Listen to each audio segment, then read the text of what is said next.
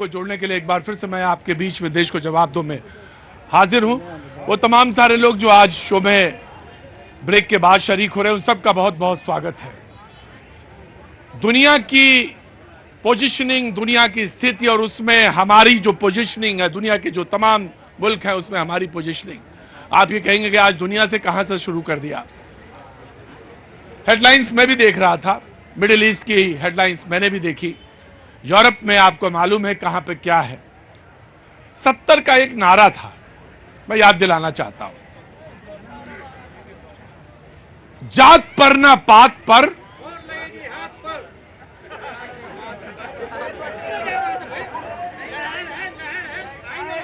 जात पर ना पात पर, यह नारा था। और ऐसा क्या हुआ कि 30 लगभग 35-40 साल के अंदर हम फिर घूम के वहीं पे पहुंच गए कि नहीं, जात भी इंपॉर्टेंट है, पहचान भी इंपॉर्टेंट है और हमें उसके मुताबिक चलना है, जाति के मुताबिक चलना है, जनगणना करना है। मैं विरोधी नहीं हूं, बिल्कुल। आप सोच रहे होंगे ये विरोध का स्वर है, बिल्कुल नहीं। मैंने सबसे पहले ओपन में कहा कि जाति एक सच्चाई है जिससे हटा नहीं जा सकता।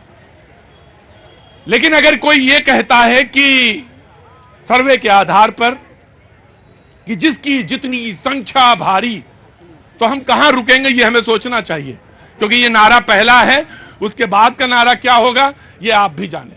दुनिया से जोड़कर इस चीज को देखेंगे तो बहुत सारी चीजें अपने आप सफल में होती हुई नजर आएंगी।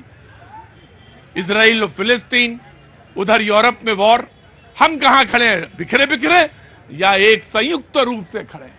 यह सोचने की बात है, यही विचार की बात है। मैं बातचीत का सिलसिला एक बार फिर से शुरू करता हूं, कांग्रेस को मौका देता हूं, देन बीजेपी विल रिस्पॉन्ड। जी देखिए, बांटने की राजनीति जो है वो शुरू की भाजपा ने। अगर भाजपा बांटने की राजनीति नहीं करती है तो राहुल गांधी जी ने सवाल उठाया कि जो 90 सेक्रेटरी है उसमें से केवल 3 ओबीसी क्यों हैं?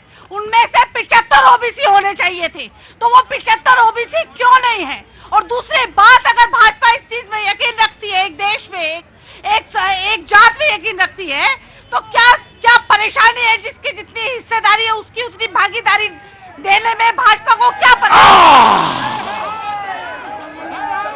जितनी जिसकी संख्या भारी है उसमें हिस्सेदारी देने में क्या हर्ज है?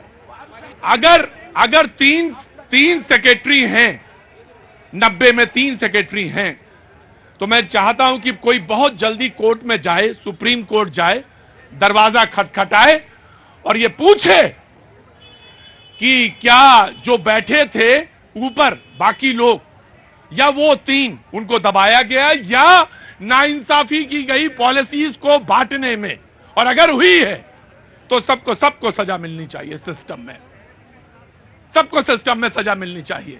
क्या जाति के हिसाब से तय हो रहा है सब? अगर जाति के हिसाब से तय हो रहा है तो हम धोखे में थे, मुझे माफ करिए, फिर से तय होना चाहिए। लेकिन कोई आधार जरूर तय होना चाहिए। अगर संख्या का आधार है, अगर संख्या का आधार है तो फिर जनसंख्या नियंत्रण कोई बात नहीं करनी चाहिए। जनसंख्या उतनी ही होनी चाहिए जितना। 2 सेकेंड इनको, फिर आपको। प्रतीक जी, ये बताइए कि वो दलित जिसके चेहरे पे पेशाब किया जाता है, या वो दलित बेटी जिसको रातों रात जला दिया जाता है, या वो यादव जिसको मॉब लिंचिंग में मारा जाता है और जो है 25 लाख का मुआवजा योगी जी जो है दूसरे उसको देते हैं, पक्ष को देते हैं, ये जितना भी भेदभाव है, क्या इस पर बात नहीं होनी चाहिए इस देश में? मैं आपसे पूछता हूं, क्या यहां बात नहीं हुई?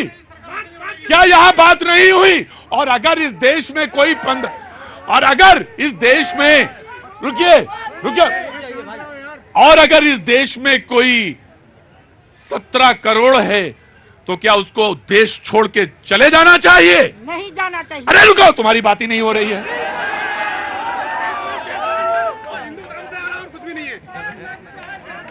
और अगर कोई इस देश में सिर्फ 17 करोड़ है या इस देश में कोई 2.5 करोड़ है, देश छोड़ के चले जाना चाहिए? बिल्कुल नहीं। अरे तुम्हारी बात नहीं कर रहा हूं मैं। और अगर कोई 15% उससे कुछ ज्यादा है तो उसको इस आधार पर तय करा जाना चाहिए कि नहीं, नहीं तुम वहां नहीं पहुंच सकते, तुम अगर पहुंच गए तो तुम गलत हो, क्या इसके आधार पर तय होना चाहिए।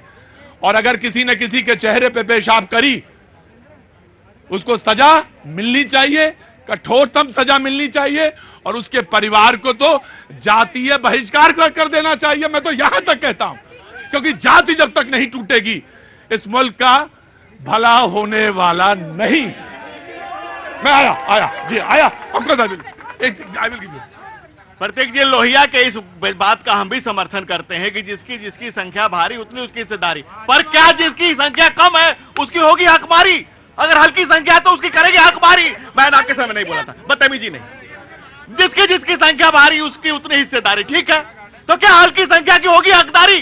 बिहार में 120 जातियां ऐसी है जो 1% से नीचे है, 115 जातियां ऐसी है जिसकी आबादी 1 लाख भी नहीं है। इस देश के गरीब के नैनों के नीर में और नैनों के आंखों में जब नरेंद्र समा गए तो कांग्रेस की परेशानी बढ़ गई।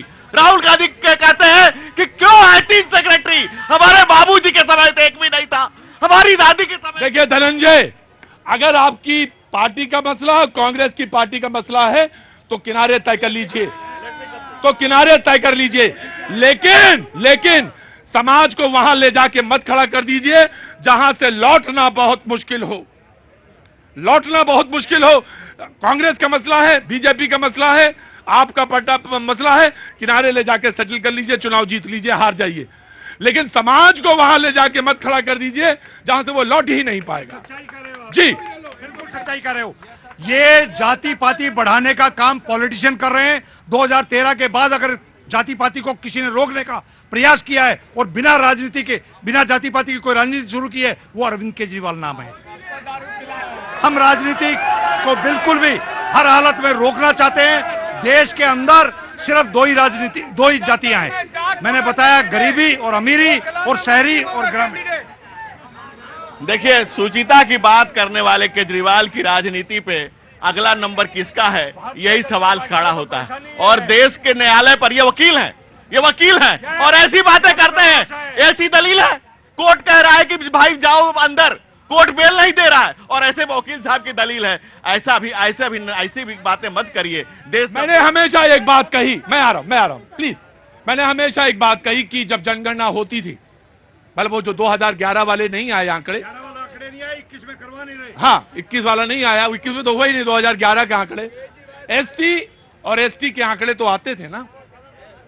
और मुझे बताया जाए कि क्या स्थितियां बदल गई एसटी एसटी की सारी? एसटी और एसटी की स्थितियां बदली? हाँ जी, बदलेगा कौन? बदलेगा यही, बदलने के लिए तो हक दिया था, बदलने के लिए ही हक दिया था।